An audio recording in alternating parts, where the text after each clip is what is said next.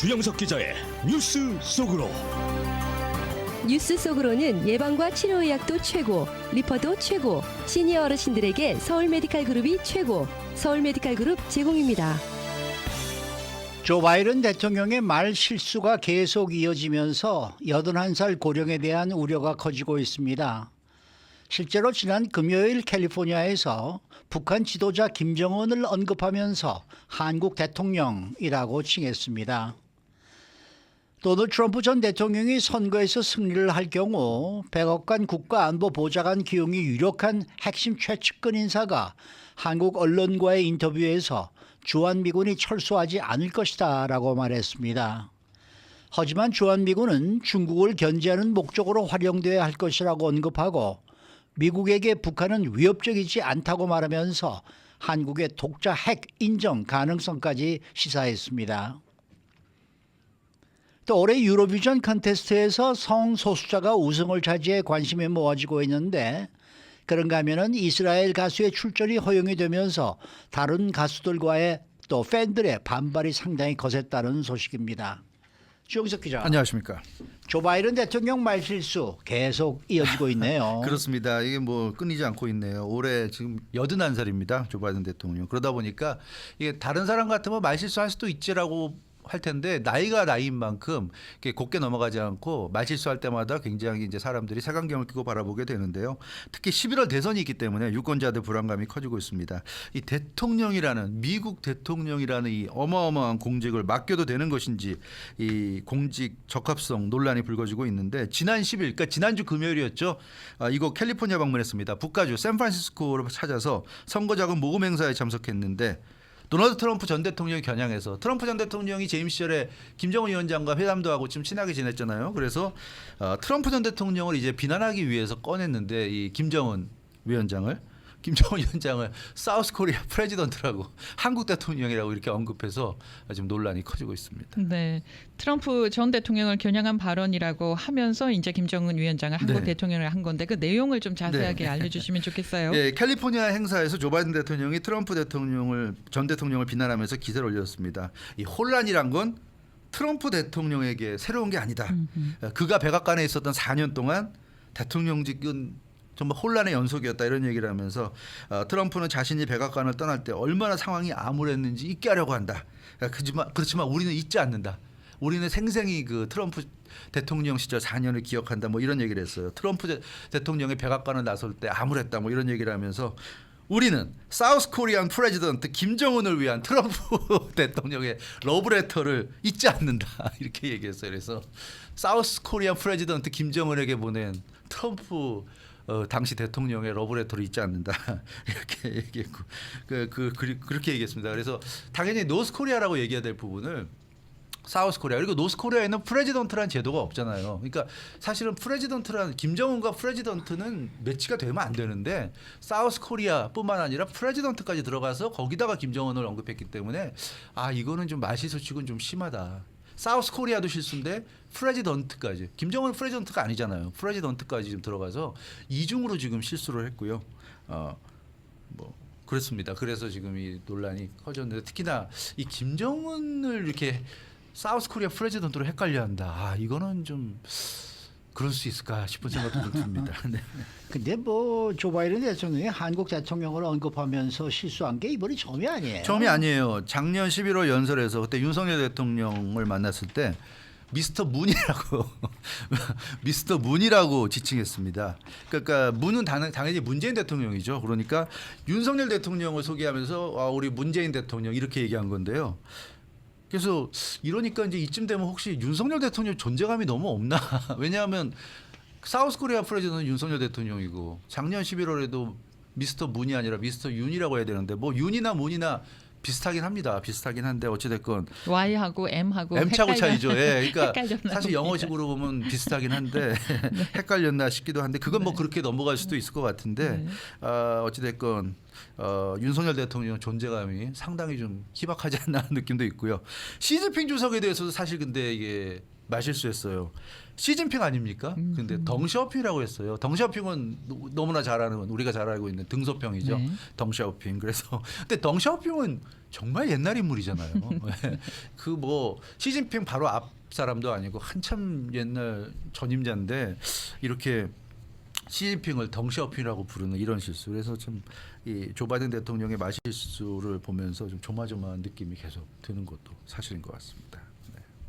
어떻게 보면은 그 단순한 말실수입니다만은 자꾸 이어지다 보니까 이건 단순 그쵸. 실수로 넘기기엔 좀 어려워요. 맞아요. 그러니까 하나하나만 놓고 보면 단순 실수예요. 네. 사람이 그럴 수도 있다고 생각은 드는데 예. 문제는 그게 이제 쌓이다 보니까 그렇죠. 저분이 왜 저러지 하는 느낌이 드는데 이게 4월 1일 부활절 행사에서도 실수했어요. 아, 사실은 그래요? 우리가 별로 보도 안 하고 넘어갔지만 예. 부활절이 이스터 아닙니까? 예. 그걸 또 오이스터라고 말하면서 아이고, 오이스터는 네. 굴이잖아요. 우리 한국인들도 네. 참 좋아하는 굴. 그래서 졸지에 부활절이 뭐 굴절이 돼버리는 이런 상황이 됐는데 그래서 이게 단순히 발음의 실수인지 이스터와 오이스터 이게 참 그래요. 하여튼 조 바이든 대통령 저희가 방송을 하면서요 네. 가끔 이런 일들이 우리도 겪거든요. 겪긴 하죠. 예, 네, 그렇죠. 겪어서 한편으로 좀 이해가 되기도 이해는 하고요. 그러니까 본인 나이 생각하면 좀 더 조심할 네. 필요는 있어요. 젊은 네. 사람들이 이런 말 실수하면 쟤는 또 실수했네 하지만 워낙 나이가 있다 보니까 네. 좀 더 조심하셔야 되지 않나 싶습니다. 네. 자, 이번에는 트럼프 전 대통령 소식인데 트럼프 전 대통령의 최측근 인사가 한국 언론과 인터뷰를 가졌네요. 네, 엘브리치 콜비 전 국방부 부차관보, 백악관 국가안보 보좌관 후보로 유력하게 거론되는 최측근 중에 한 명인데요. KBS 워싱턴 특파원과 단독 인터뷰했습니다. 트럼프 전 대통령의 주한미군 관련 발언에 대해서 언급했는데 매우 주목할 만한 그런 내용이었습니다. 어떤 내용이었어요? 예. 주한미군 사실 트럼프 전 대통령이 지난달에 그 타임즈와 인터뷰에서 철수할 수 있다는 식으로 언급했잖아요. 근데 이 엘브리치 콜비는 주한미군은 한국에 계속 있을 거다 이렇게 KBS 특파원과의 인터뷰에서 얘기했습니다. 네. 그래서 트럼프 전 대통령이 철수할 수도 있다고 한 발언을 최측근이 해명한 것으로 보여지는데 문제는 바로 그 다음 발언이었어요. 주한미군은 한국에 계속 존재하지만 주둔 목적이 달라져야 한다. 이렇게 또 다른 폭탄을 던진 겁니다. 네. 그 주한미군의 목적이 뭐냐 하면 중국 견제 목적으로 한국에 주둔해야 한다. 그러니까 북한에 대한 방비가 아니라 중국을 견제하는 군대로서 한국에 주둔해야 한다. 그게 주한미군의 목적이 돼야 한다. 이렇게 또 얘기를 해버린 겁니다. 주한미군이 중국 견제용이라면은 북한에 대비한 게 아니라는 얘기 아니에요. 맞습니다. 그러니까 중국 견제 목적으로 한국에 주둔한다. 그러니까 이게 굉장히 의미 있는 발언인 게 예컨대 지금 중국과 대만이 굉장히 긴장 관계인데 네. 중국이 대만을 공격하는 상황이 되면 주한미군이 대만으로 가서 디펜스 해줄 수 있다는 얘기예요. 중국 견제용이니까 대만이 위급해지면 한국과 대만이 가까우니까 주한미군 빼가지고 대만을 가서 디펜스 해줄 수 있다는 얘기입니다. 그러면 한국 입장에서는 주한미군이 빠져버리면 북한의 위협이 현실이 되는데 그런 거는 신경 안 쓰겠다는 얘기예요. 그래서 그런 상황이 오더라도 어쩔 수 없다. 그러나 중국을 견제하기 위해서는 주한미군을 써야 한다. 이제 이런 요지로 지금 얘기를 했습니다. 그리고 엘브리치 콜비 전 차관보가요 북한을 바라보는 시각이 다르다라는 이 부분도 분명하게 네, 언급을 했어요. 했죠. 그러니까 엘브리치 콜비 이분이 그 KBS 특파원에게 한 얘기는 미국에게는 북한의 심각한 위협이 아니라는 겁니다. 솔직하게 얘기하면 아니 뭐 태평양 건너에 있는 북한이 그 조그만 나라가 무슨 미국한테 위협이 되겠냐? 위협 안 된다. 그러니까 미국에게 중국이 큰 위협이기 때문에 주한미군도 중국을 막는 데 써야지 무슨 북한 막기 위해서 주한미군 쓰는 건 낭비다. 이제 이런 식의 논리였고요. 한국과 미국이 같은 이해관계를 가진 척해서는 안 된다. 이런 얘기까지 했어요. 한국과 미국이 같은 이해관계를 가진 척해서는 안 된다. 이런 상당히 이거 좀 의미심장한 발언까지 했습니다. 그리고 북한 위협에 대해서는 우리는 어떻게 대응하라는 얘기예요. 그래서 엘브리치 콜비 그 전 국방부 차관보는 한국의 자체 핵보유도 검토할 수 있다는 뉘앙스의 발언을 했어요. 뭐라고 그랬냐면 이스라엘이 지금 핵보유하고 있는데 그게 나쁜 게 아니다. 이스라엘이 자신들 안보를 지키기 위해서 핵보유한 거 아니냐. 그럼 그거 자체는 안보 지키겠다는데 그건 나쁜 건 아니지. 이렇게 얘기하면서 핵무기가 이스라엘 안보를 안정시키는 요소로 간주되고 있다. 그렇게 본다면 한국도 같은 논리를 적용하는 게 왜 안 되냐 이런 얘기했어요. 그러니까 뭐 주한미군한테 기대지 말고 한국도 필요하면 핵무기를 보유해라. 뭐 이런 식의 지금 얘기처럼 들리는 이런 진짜요? 그래도 되나요? 한국이 가져도 되나요? 이게 간단한 간단한 문제 문제가 아니죠. 아니잖아요. 네. 그 얘기는 어쩌면은 미국의 그 전술핵 배치 네. 이게 가능하다라는 말을 바닥에 그쵸. 깐 건 아닌가요? 한국이 자체 핵무기를 개발해서 네. 독자적인 핵 무장 국가가 된다는 건 사실 미국이 인정할 수 없을 허용하지 거예요. 않을 거예요. 그거는. 네. 네. 그러니까 아마 지금 말씀하신 대로 전술핵이 아닐까 싶은데 존 볼튼 전 국가안보보좌관도 KBS와 이번에 인터뷰. KBS 특파원이 존 볼튼과는 그 화상으로 이제 인터뷰했는데 네. 그 북한으로부터 직면한 위험을 고려할 때 전술핵은 가능하다. 존 볼튼은 그렇게 얘기했어요. 전술핵 정도는 가능할 것 같다. 이런 얘기를 했습니다. 그러니까 자체 핵무장은 말도 안 되는 거고 존 볼튼은 그렇게 얘기했어요. 한국이 자체 핵무장한다는 건 말도 안 되지만 필요하면 미국의 전술핵 무기를 한국에 갖다 놓고 뭐 이렇게 좀 해줄 수 있다. 뭐 이런 정도로 얘기해서 아마 그런 정도 의미가 아닐까 뭐 좀 생각이 들어요. 근데 요즘 지금 이 트럼프 전 대통령이 측근이나 네. 또 바이든 대통령이 측근 네. 인사나 한국 언론과 여러 명이 지금 네, 인터뷰를 인터뷰하고 하거든요. 네. 근데 그 내용을 들어보면 두 가지예요.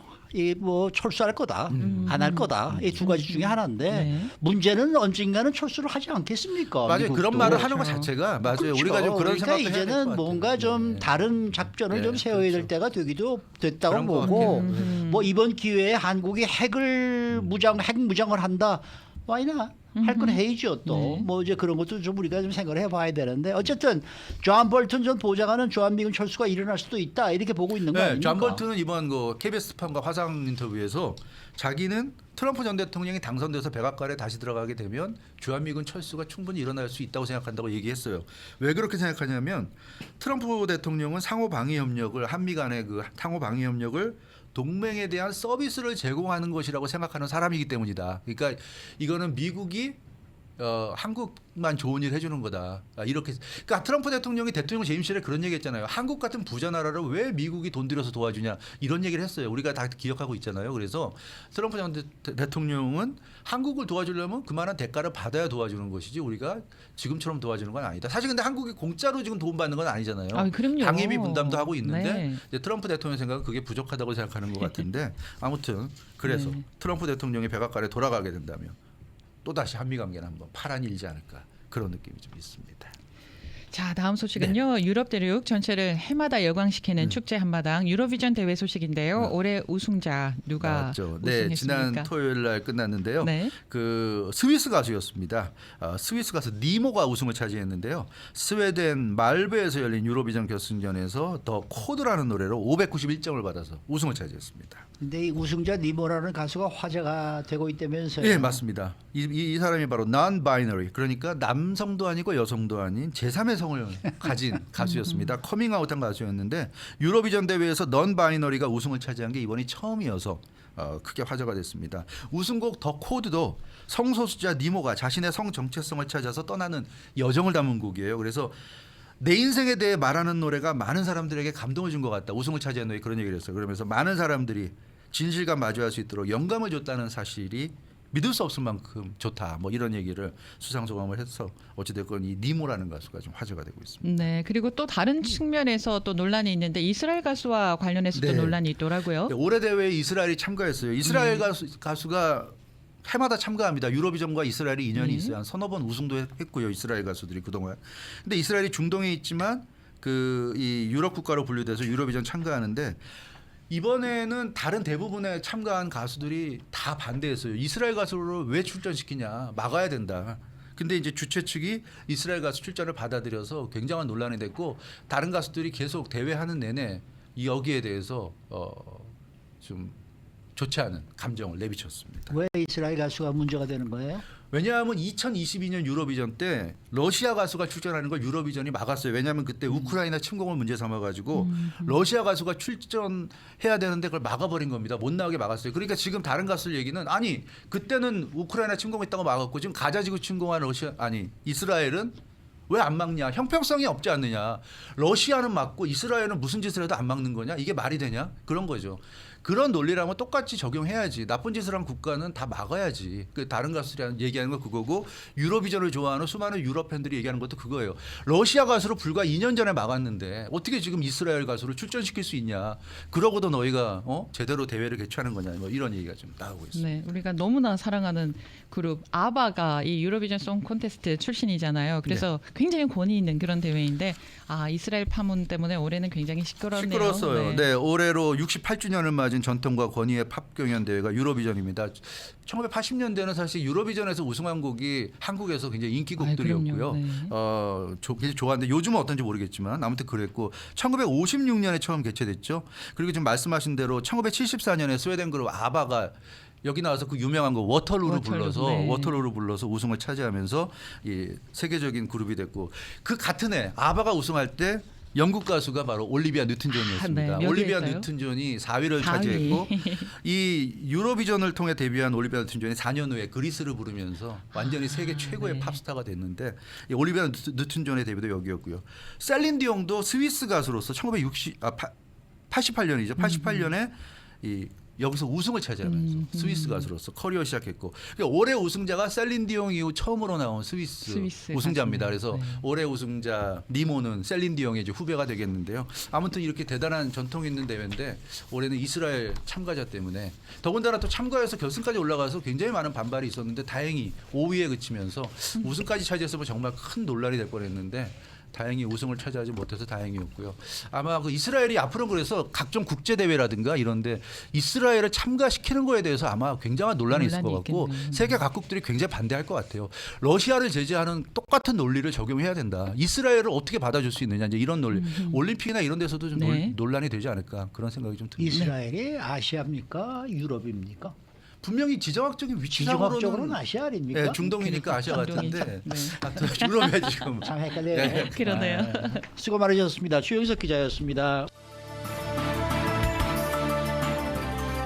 뉴스 속으로는 예방과 치료 의학도 최고, 리퍼도 최고, 서울 메디칼 그룹 제공이었습니다.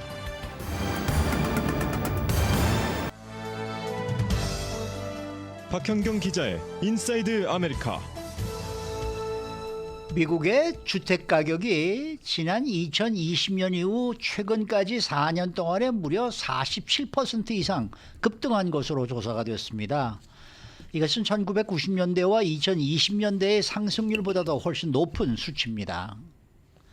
또 연방교통부가 항공편이 취소됐을 때 자동 환불해주는 규정을 발표하자 항공사들이 반발을 하고 나섰습니다. 또 지난해 여름 열대 지역을 제외한 북반구의 평균 기온이 19세기 후반보다 2도 이상, 섭씨 2도 이상 상승해서 과거 2000년 동안에 가장 높았다라는 연구 결과가 발표됐습니다. 박현경 기자. 네, 안녕하십니까. 미국의 주택 가격이 2020년 이후에 최근까지 얼마나 급등했는지 보도가 나왔죠. 네, 47.1%가 급등한 것으로 조사됐습니다. 주택시장 분석업체 레시클럽이 최근 케이스실러 전국 주택가격 지수를 분석해서 이러한 결과를 얻었다고 팍스 비즈니스가 보도했는데요. 1990년대엔 주택가격이 30.1%가 올랐었고요. 또 2010년대엔 주택가격 44.7%가 상승했었습니다. 그런데 이 둘 상승폭을 모두 다 뛰어넘은 겁니다. 네, 특히 이 같은 상승세가요. 부동산 시장이 굉장히 뜨거웠던 2000년대 당시의 주택 가격 상승률도 넘어서기 바로 직전 상황이라고 하더라고요. 네, 2000년 이후 같은 기간 47.3%가 급등했었습니다. 예. 2007년 주택시장이 붕괴하기 전까지 무려 80%가 급등했었는데 이걸 포함해서 이제 47.3%가 오른 것이었습니다. 그런데 2020년 이후 지금까지 47.1%가 올랐다고 하니까 그 상승률을 넘기 직전인 겁니다. 그런데 이렇게 말입니다. 2000년대 주택 가격 상승률을 넘기기 직전 정도로 주택 가격이 급등한 요인은 무엇으로 분석이 되는 거예요? 지난 몇 년 동안 주택 건설 부족으로 주택 공급이 부족해졌고요. 여기다가 그 이후 그 모기지 이자율 그리고 건축자재 가격이 급상승한 게 더해졌기 때문으로 분석됩니다. 부동산 플랫폼 리얼터닷컴의 별도 보고서를 보면 주택 공급이 2020년 초 이 코로나19 팬데믹이 시작되기 전에 통상적인 규모보다 무려 34.3%가 감소했었습니다. 그리고 그리고 지난 3년간 모기지 이자율, 금리 상승도 주택시장 활성화를 가로막았죠. 그 팬데믹 이전에는 3% 이하였던 이 사상 최저 수준의 모기지 금리에 묶여있는 그 주택 보유자들이 집 팔기를 꺼려하면서 공급은 더더욱 제한돼서 주택 구매 희망자들한테는 사실상 선택의 여지가 없게 됐습니다. 네. 그러니까 수요보다 공급이 훨씬 못 미치기 적다. 때문에 값은 계속 올랐다 이제 그 얘기네요. 맞습니다. 네. 그리고 또 시장에서는요, 모기지 금리가 올해도 높은 수준을 계속 유지할 것이다 이렇게 전망을 하고 있거든요. 네, 맞습니다. 이 연방준비제도가 금리 인하를 시작해야 사실 모기지 금리도 내려갈 것으로 전망되지만요. 그렇죠. 그나마도 팬데믹 기간에 최저 금리로 돌아갈 가능성은 낮고요. 최근 인플레이션 둔화세가 정체되면서 연준의 올해 금리 인하 가능성에 대해서도 사실 회의적인 시각들이 나타나고 있습니다. 네. 국책담보대출업체 이 프레디맥이 지난 9일 30년 만기 대출의 평균 금리가 7.09%라고 발표했었는데요. 이건 작년 하반기 그때 최고치였던 7.79%보다는 많이 낮아진 거지만 그래도 팬데믹 당시였던 그 최저치 3%보다는 여전히 많이 높은 수준입니다. 최근에 부동산 플랫폼 진로가 설문조사를 벌였습니다. 주택 소유자들한테 자신들이 받은 모기지 이자율이 만약에 5% 이상이었다면 지금 주택을 팔 의향이 있는가 물어봤습니다. 그랬더니 주택 소유자 대부분이요. 현재보다 2배 정도 팔 의향이 높은 것으로 나타났습니다. 그런데 지금 보면 현재 모기지 보유자 80%의 이자율은 5% 미만입니다. 결국 주택 구매자를 위한 시장 상황은 뭐 매물이 거의 없다시피 하고요. 네. 여전히 또 가격도 상승하고 있는 등 어려운 상황이 지속되고 있어서요. 강한 수요에도 불구하고 많은 첫 주택 구매자들 시장에서 배제되고 있다는 평가입니다. 그러니까 은행들도 좀 걱정이겠네요. 너무 지금 좀 많이 팔리면서 주택 가격도 좀 모기지도 좀 더 많이 받아야 되겠는데 네. 그렇게 지금 주택 거래도 없고 묶여 있게 되고 그렇게 되겠네요. 네, 네. 자, 다음 소식인데요. 최근에 연방교통부가 항공편이 취소가 되거나 일정이 크게 지연될 경우에 승객이 요청하지 않아도 항공사들은 자동으로 환불줘야 한다, 내야 한다라는 내용의 규정을 발표했다는 소식은 저희가 뉴스로 전해드렸었는데요. 네, 그게 지난달 25일이었습니다. 항공권과 보조 서비스 수수료의 자동 환불 요구에 관한 최신 규정을 그 교통부가 발표했었죠. 여기에는 항공편이 갑자기 취소되거나 스케줄이 크게 지연되는 경우 항공사들은 승객들이 요청을 하지 않아도 그저 자동적으로 환불해줘야 한다는 내용이 포함됐습니다. 그리고 이 규정은 6개월에서 늦어도 2년 이내에는 단계적으로 시행될 예정입니다. 네. 그런데 이런 규정이 발표되자마자 항공사들이 크게 반발하고 있거든요. 네, 항공사들은 뉴올리언스 제5순회 항소법원에 소송을 제기했습니다. 소송까지, 네. 네, 아메리칸, 델타, 유나이티드 비롯해서 총 6개 항공사들이 항공업계 단체인 에어라인 포 아메리카와 함께 지난 10일 연방 항소법원에 정부 규제 철회를 요구하면서 그렇게 교통부를 고소한 겁니다. 항공사들은 이와 관련해서 어떤 입장을 밝히면서 소송을 제기한 겁니까? 그게 항공권 구매 과정에서 소비자들한테 너무 많은 정보를 제공하게 되면 오히려 혼란을 줄 것이다. 이런 입장을 나타냈습니다. 아니요, 혼란 안쓰럽습니다. 혼란 안쓰러워요. 네, 에어라인 포 아메리카나 항공사들은 고객들이 보다 쉽게 수수료에 대해 알 수 있도록 많은 노력을 지금 기울이고 있는데 교통부의 이 같은 부수적인 수수료 규정이 추가되면 구매 과정만 오히려 더 복잡하게 만드는 정보들로 넘쳐나게 할 것이라고 했습니다. 그럼 그렇게 되면 이제 결국 소비자들한테 큰 혼란을 줄 것이란 주장이었습니다. 그리고 교통부가 번영하는 항공업계에서 개인 사업 운영 규제를 시도하는 건 권한을 넘는 행위라고 강조했습니다. 네. 근데 흥미로운 거는 이 소송에 참여하지 않은 항공사도 있더라고요. 네, 미국에서 가장 큰 6개 항공사 가운데 사우스웨스트 항공은 유일하게 소송에 참여하지 않았습니다. 예. 사우스웨스트 항공사는 전반적으로 모든 항공사의 제품 가격 결정권을 지지하긴 하지만 소비자들이 정보에 입각한 그런 구매 결정을 내릴 수 있도록 수수료를 보다 명확하게 또 일관되게 공개해야 한다는 그렇게 믿는다는 입장을 밝히고 있습니다. 공감합니다. 이번 연방교통부 결정은 지금 항공편이 예를 들어서 취소가 될 경우에는 요금을 물어줘야 된다. 네. 지금 그 얘기 아닙니까? 네, 네. 하나도 틀린 얘기가 없거든요. 그럼요. 그런데 무슨 그럼요. 항공사가 또 그걸 또 왜 반발을 할까? 난 그게 이해가 잘 안 되는데. 제가 팬데믹이 막 시작이 됐을 때요. 네. 제 지인분 가운데 한 분이 한국 가는 비행기표를 끊어놨었거든요. 근데 이제 팬데믹이 되면서 못 들어가게 됐잖아요, 한국에. 그런데 그거를 하나도 돌려받지 못했다고 하더라고요. 그러면서 항공사랑 얘기를 하겠다 뭐 이렇게 됐는데 그 다음에는 어떻게 됐는지는 모르겠어요. 뭐 일부라도 돌려받았는지 잘 모르겠는데 그때 그런 일이 있었거든요. 그러면 그러니까 소비자는 그거는 엄청 근본적으로 그건 옳지 않은 그렇죠. 거죠. 그렇죠. 네. 100% 돌려줘야 맞는 거죠. 네. 근데 저는 이 뭐 스케줄이 크게 지연될 경우에도 승객이 요청하지 않아도 자동으로 환불을 해줘야 된다 이런 내용이 포함되어 있다고 지금 저희 말씀을 해주셨는데 네. 스케줄이 크게 지연될 경우에 그 비행기를 타고 가게 되면은 그럼 뭐 물어줄 게 뭐가 있을까 이런 생각이 들기도 하고 말이죠. 예를 들어 크게 지연이 돼서 내가 안 가겠다. 이거 예를 들어서 뭐 비행기 스케줄이 6시간이 딜레이가 된다는데 아유 나 그럴 바엔 차라리 안 갈래요. 그런다 그러면 물어주든지 뭐 이런 그렇죠. 거는 뭐가 있을 수 있는 뭐가 이제 여유가 있지 않을까 이런 생각이 드는데 아니면 다른 항공사의 티켓을 바꿔가지고 그 목적지로 갔었다면은 또 돌려받아야 되지 않을까 싶고요. 그래서 이런 것도 뭔가 좀 이 규정이 조금 더 자세하게 좀 만들어져야 되지 않을까 이런 생각이 좀 들기는 합니다만은 어쨌든 취소된 거는 환불해 줘야 된다라는 네. 거는 그건 100% 해줘야 된다고 맞습니다. 보거든요. 네, 맞습니다. 네. 자 마지막 소식인데요. 지난해 여름 열대 지역을 제외한 북반구의 평균 기온이 19세기 후반보다 섭씨 2도 이상 상승을 했는데 이것은 과거 2000년 동안 가장 높았다라는 연구 결과가 발표가 됐어요. 네, 그러니까 2023년은 기원 후 2000년 동안 여름 중 가장 뜨거웠다는 얘기입니다.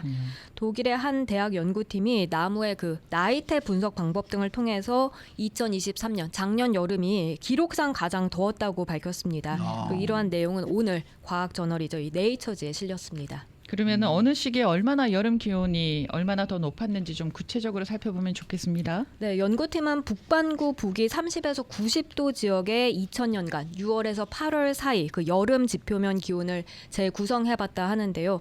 그랬더니 지난해 2023년 여름 기온이 1850에서 1990년 사이 평균보다 섭씨 2.07도가 더 높았던 걸로 나왔습니다. 네. 그리고 열대 지역을 제외한 북반구의 2023년 여름 평균 기온은요. 재구성한 서기 1에서 1890년 평균 기온보다 무려 2.2도가 더 높았던 것으로 나타났습니다. 여기서 어떤 분들은 2.2도 뭐 이 정도는 아주 적지 않나라고 생각을 하실 텐데 그게 아니더라고요. 우리 체온이요 1도 2도 올라가는 거에 따라서 목숨이 왔다 갔다 하잖아요. 생명이 왔다 갔다 하는 정도로 이해를 하라고 하더라고요. 맞아요. 과학자들이. 올해 여름 날씨는 어떨 것 같아요? 관측이 나와 있나요? 네, 연구진은 2023년 초여름까지는 엘니뇨가 지속되고 올 여름 기록적인 더위가 전 세계를 덮칠 수 있다고 경고했습니다. 올해 이 같은 기후 전망은 이미 작황에 영향을 주고 있다 하는데요. 올리브유 생산량 감소로 올리브유 가격은 30% 안팎이나 또 뛰었고 와인, 커피, 초콜릿, 뭐 원료 코코아 이런 생산량은 줄어들 것이라는 게 국제기구의 분석입니다.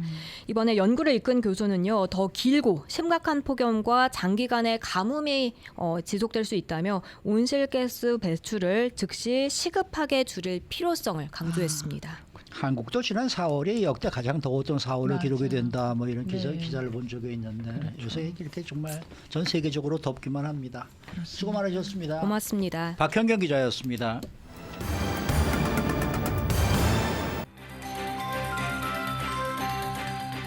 데일리 브리핑. 네, 오늘은 노동법 전문 주찬호 변호사 함께하는 날입니다. 주 변호사님 안녕하십니까? 네, 안녕하십니까. 네. 최근 직원들에게 이 페이롤 임금을 제 시간에 주지 않아서 노동법 분쟁이 늘고 있다는 소식인데요. 이 임금을 안 줘서 노동법 소송을 당하는 사례가 상당히 많은 것 같습니다. 그런데 안 주면은 물론 소송을 당하겠습니다만은 늦게 줘도 소송이 가능합니까? 네, 소송이 가능합니다. 오. 이 임금에 관련된 노동법은 정말 임금을 더 얹어주지 않는 이상 늦게 주거나 안 주거나 덜 주거나 다 민사소송이 가능합니다. 급여가 연체되거나 이 불규칙한 급여를 받는 직원은 이 고용주를 상대로 법원에 민사소송을 제기할 수 있고요. 당연히 이 절차를 통해서 이 누락된 이 금전적 보상에 대한 손해배상을 받을 수가 있습니다. Department of Labor, 주정부 노동청 역시 이 고용주에게 벌금을 부과할 수가 있겠습니다.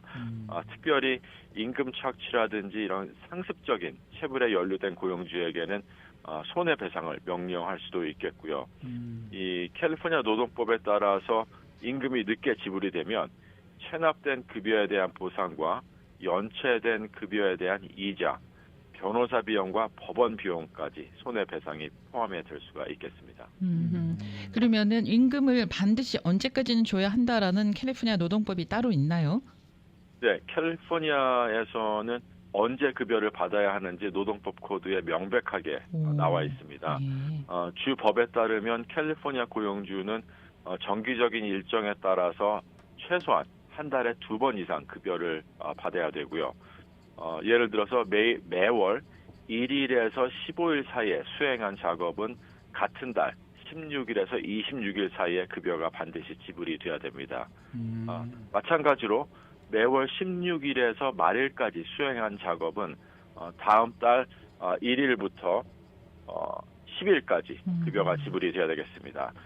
다만 몇 가지 예외가 있습니다. 특히 이 노동법에서 면제되는 임원이라든지 행정직이라든지 전문직 직원은 사실 월급으로 한 달에 한 번 급여를 받아도 괜찮습니다.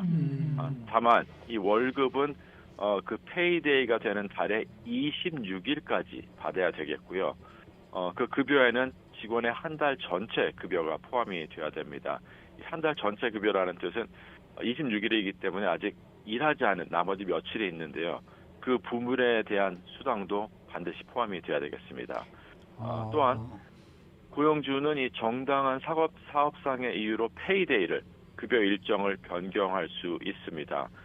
사실 회사의 사규나 핸드북을 보게 되면 이 페이데이와 페이 피리어드가 가장 중요한 조항 중에 하나가 되겠는데요. 회사 사규 핸드북에 기재된 페이데이보다 늦게 임금이 지불되면 법적으로 늦었다고 간주가 되겠습니다. 고용주가 사실은 이 페이데이를 바꿀 때 변경사항에 대해서 미리 알리고 그리고 급여 일정을 계속 변덕스럽게 변경하지 않는 한 회사에서는 페이데이를 변경할 수 있는 권리가 계속 주어지게 되겠습니다. 아니 그러니까 이 근로자들은 페이로를 한 달에 2번을 받는 것이 정상인 겁니까? 맞습니다. 근데 만일에 한 번이라도 한 번도 받을 수가 있겠는데 한 번은 받으려면은 25일까지는 받아야 된다. 예, 월급은 26일까지 지불이 돼야 되는 게 바람직합니다. 그럼 월급을 줄 수 있는 근로자는 무슨 어떤 자격이 또 따로 규정이 되어 있습니까? 네, 이 월급을 받는 직원들은 이제 주로 회사의 임원이라든지 임원, 네, 행정직이라든지 행정직, 전문직. 예, 이러한 이 오버타임에서 면제가 되는 그런 인력들은 한 달에 월급 한 번만 받아도 괜찮습니다. 그러면은 풀타임이건 파트타임이건 일반 근로자는 2번을 받아야 되는 거네요. 맞습니다. 네. 그런데 보통 우리 주위에 보면 월급날이 1일이 많던데요. 26일이 아니고. 일요일이요? 매달 1일요. 첫 번째 날. 매달 1일이요? 네. 예, 괜찮습니다. 예를 들어서 한 번 월급을 받게 되면 네. 말씀드린 것까지 26일까지 받아야 되는데 네. 만약에 2번을 받는다면 두 번째 예를 들어서 15일에서 30일까지 일한 급여는 그 다음 달 1일이나 그 다음 달 10일 전까지만 페이가 되면 되겠습니다. 아니 한 달에 한 번 월급을 받는데 전문직에 네. 종사하는 분이 한 달에 한 번 받는데 월급을 1일 날 주로 많이 받더라고요. 첫날. 매달 첫날. 네. 그건 안 된다는 얘기 아닙니까 지금? 네, 맞습니다. 노동법에서는 26일까지 지불이 되어야 된다고 26일까지 줘야 기재되어 된다는 얘기 있습니다. 아니야? 그래도 며칠 시간을 좀 주는 거가 좋지 않습니까? 며칠 시간을 그렇게 그냥 인정해 주다가는 그게 한 달이 되고 2달이 될 수 있다니까요. 그렇구나. 네, 그렇군요. 자, 이 급여가 연체되는 경우에는 회사가 지불해야 하는 벌금이나 손해배상 액수는 어떻게 돼요? 네, 이 벌금은 직원의 권리를 침해했다라고 해서 캘리포니아 주가 고용주에게 부과하는 게 이제 벌금이 되겠습니다. 음. 최초 위반의 경우는 급여를 연체한 직원당 벌금이 $100가 되겠고요. 그리고 추가적으로 계속 연체가 된다 하면은 직원당 $200의 벌금을 물게 되고요. 그리고 미지급 임금의 25%가 또 추가적으로 벌금으로 물게 되어 있습니다. 네. 네, 여기서 좀 조심스러운 부분이 사실 지금까지는 고용되어 있는 직원의 월급을 말씀을 드렸는데요. 조심스러운 부분은 이 파이널 페이, 최종 급여가 되겠습니다. 캘리포니아에서는 이 최종 급여를 받는 시기가 직장을 어떻게 그만두느냐에 따라서 달라질 수가 있겠습니다. 네. 해고된 경우는 고용주는 남은 미지급을 모두 그날 한꺼번에 해고되는 다 날 줘야죠. 다 페이가 돼야 되겠고요. 사실 해고되는 이유나 상황에 관계없이 해고되는 장소에서 즉시 최종 임금을 전달을 해야 합니다. 사실 직원과의 동의하에서 직원이 우편이나 아니면은 직접 디렉트 디파짓을 해주십시오라면은 예외가 될 수 있겠지만 그렇지 않은 경우 해고가 될 경우에는 그날 반드시 지불이 돼야 되겠고요. 자발적으로 퇴사하는 경우에는 최종 급여가 미리 상사에게 알리지 않는 한 회사는 72시간 내에 급여를 지급을 해야 되겠습니다. 72시간 사흘 동안 사흘 내로. 맞습니다. 네. 퇴직하고 나서 72시간 내에 페이가 최종 급여가 지불이 돼야 되겠고요. 만약에 지불이 되지 않는다면 웨이팅 타임 페널티라고 해서 30일치의 일당이 추가 벌금으로 부과가 되겠습니다. 와우. 아까 네. 지금 말씀하시는 벌금이라는 것은 그 직원에게 지불이 되는 겁니까? 정부로 들어가는 겁니까? 지금 말씀드린 이 웨이팅 타임 페널티, 최종 급여를 안 줘서 70시간 내에 주지 않아서 30일치의 일당은 직원에게. 아까 말씀하신 100불 무슨 200불 이렇게 되는 벌금은 누구한테 주는 거예요? 그 벌금은 캘리포니아 주에서 고용주에게 부과시키는 벌금이 되겠습니다. 아, 그거는 또 주정부에다 내야 된다. 그 벌금은. 맞습니다. 주정부는 이래서 벌고 저래서 보내요. 네, 인컴 소스가 많습니다. 네. 네. 그거를 네. 노동자를 위해서 다시 또 사용을 했으면 좋겠습니다. 자, 그러면은요 주급으로 받는 경우에 만약에 주말을 일을 했단 말입니다. 주말에 그러면은 네. 페이데이가 토요일이나 일요일이 될 수도 있는데요. 이렇게 네. 되면 회사는 주말에도 임금을 지불을 해야 되나요? 네, 사실 노동법상으로 굉장히 중요한 이슈 중에 하나였습니다. 주말에는 은행도 일찍 문을 닫고 아니면 열질 않거나 문을 네. 닫고 사무실도 문을 닫으니 사실 힘든 상황이 될 수가 있겠습니다. 네. 작년 3월에 캘리포니아 대법원은 직원에게 주말에 급여를 지급해야 되는지 안 되는지에 대한 최종 결정을 내렸습니다. 사실 이 결정은 대법원에서 재판을 해서 결정을 내리는 게 아니라 이 부분의 사건의 검토를 거부함으로써 항소법원의 판결이 완전히 법으로 이제 인정을 받은 거. 네. 맞습니다. 네. 예, 주말이나 공휴일에 주급을 지급해야 하는 경우에는 공휴일이 아닌 다음 날에 그 다음 비즈니스에 지급할 수 있다는 판결이 이제 법이 됐습니다. 사실 이 케이스를 보게 되면 월요일부터 토요일까지 일을 하게 되고요.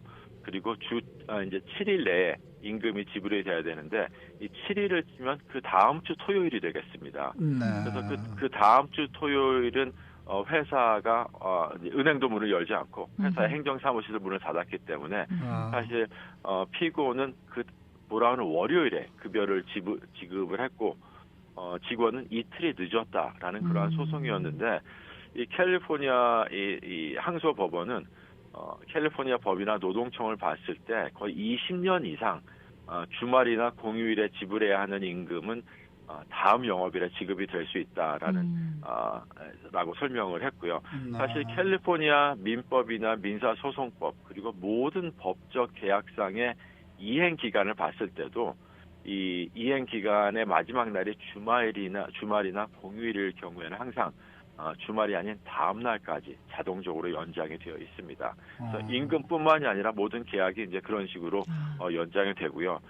따라서 주말에 지불해야 하는 임금은 주말이나 공휴일이 아닌 다음 날, 월요일이나 아니면 화요일 날 지급이 될 수 있다는 그런 판례가 되겠습니다. 이렇게 며칠 정도 페이롤이 늦었다고 소송을 이렇게 제기하는 사람들이 정말 있습니까? 예, 물론 다른 소송 사유와 함께 같이 이제 소송이 제기가 되곤 하는데요. 최근에는 이 한두 명이 임금이 지불이 늦게 되는 게 아니라 집단적으로 많은 직원들이 한꺼번에 못 받게 되니까 사실 그런 측면에서는 충분히 소송할 수 있는 소송 사유가 되겠습니다. 그럴 때 직원들과 잘 얘기를 해가지고 회사 사정이 지금 많이 힘들고 어려우니까 며칠만 좀 기다려 주십시오. 이렇게 해도 괜찮습니까? 예, 만약 그 정도로 직원과의 사이가 좋다면 네. 그러면은 이 소송과 분쟁은 피할 수도 있겠습니다만은 네. 사실 엄격한 법적인 관점에서는 노동청에 신고만 해도 사실 체불된 임금에 대한 조사나 인베스티게이션이 나올 수가 있겠습니다. 맞아요. 어떤 사람이 나올지 어떻게 나올지 모르는 일이니까. 네, 오늘 말씀 잘 들었습니다. 네, 감사합니다. 노동법 전문 주찬호 변호사 함께했습니다.